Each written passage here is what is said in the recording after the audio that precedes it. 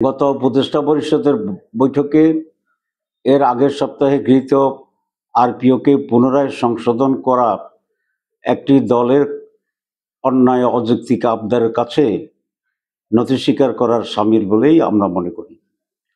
এই সরকারের বিভিন্ন কর্মকাণ্ড অতীতেও একটি বিশেষ দলের প্রতি আনুগত্যের বহিঃপ্রকাশ ঘটেছিল। প্রধান উপদেষ্টার লন্ডন গিয়ে একটি অসময় এবং অবৈধ চুক্তি, একটি দলের চাপে নির্বাচনের রোডম্যাপ ঘোষণা এবং সর্বশেষ একই উপদেষ্টা পরিষদ গৃহীত একটি দাবি আরেকটি দল যখন এটার সাথে দ্বিমত পোষণ করেছে, বিভিন্ন রাজনৈতিক দলের মার্কা ব্যবহারের বিষয়তে আবার সেটাকে গত পরিষদের বৈঠকে পুনরায় পুনর্বিবেচনার নামে দলের প্রতি যে আনুগত্য প্রকাশ করেছে সরকার, নিঃসন্দেহে এই সরকারের নিরপেক্ষতা ক্ষুণ্ণ হয়েছে। আমরা এই সিদ্ধান্তকে মানি না এবং এই সিদ্ধান্তের গ্রহণের নিন্দা জানাচ্ছি। আমি স্পষ্ট দাবি করতে চাই, ইতিপূর্বে নির্বাচন কমিশন এবং উপদেষ্টা পরিষদের প্রত্যেকটি দল নিজ নিজ প্রতীকে নির্বাচন করতে হবে বলে যে দুটি সিদ্ধান্ত হয়েছিল, সেই সিদ্ধান্তের সাথে আমরা একমত এবং জাতি একমত। আমরা গত পরিষদের বৈঠকে গৃহীত সেই সিদ্ধান্তকে আবার পুনর্বিবেচনার জন্য অনুরোধ জানাচ্ছি, অন্যথায় এর বিরুদ্ধে রাজপথে প্রতিবাদ হবে।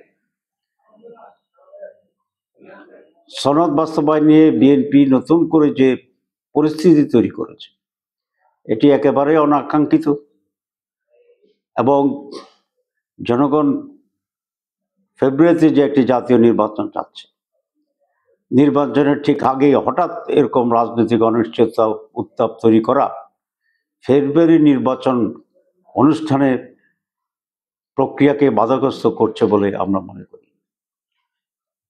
এবং এরকম অশুভ চক্রের কাছে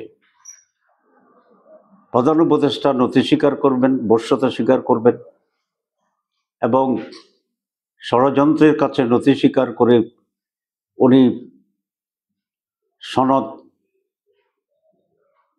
আইনি ভিত্তি দেওয়ার ক্ষেত্রে পিছিয়ে যাবেন, এটা আমরা আশা করি না। আমরা ওনার কাছে এই আশাই করি যে সংস্কার রিফর্ম ছিল ওনারই নিজস্ব প্রোডাক্ট এবং উনি ওনার এই সন্তানকে নিজ হাতে ছুরি দিয়ে হত্যা করবেন, এটা জাতি বিশ্বাস করে না। আর যদি এটাই প্রধান উপদেষ্টা করেন, তাহলে এটা জাতির সাথে যে ওয়াদা উনি করেছিলেন, সেই ওয়াদার উনি ভঙ্গ এবং খেলাপ করবেন বলেই জাতি মনে করবে। আমরা আশা করি উনি দৃঢ় ভূমিকা পালন করবেন এবং সংস্কার বাস্তবায়নে উনি যথার্থ এবং সঠিক সিদ্ধান্ত ঘোষণা করবেন।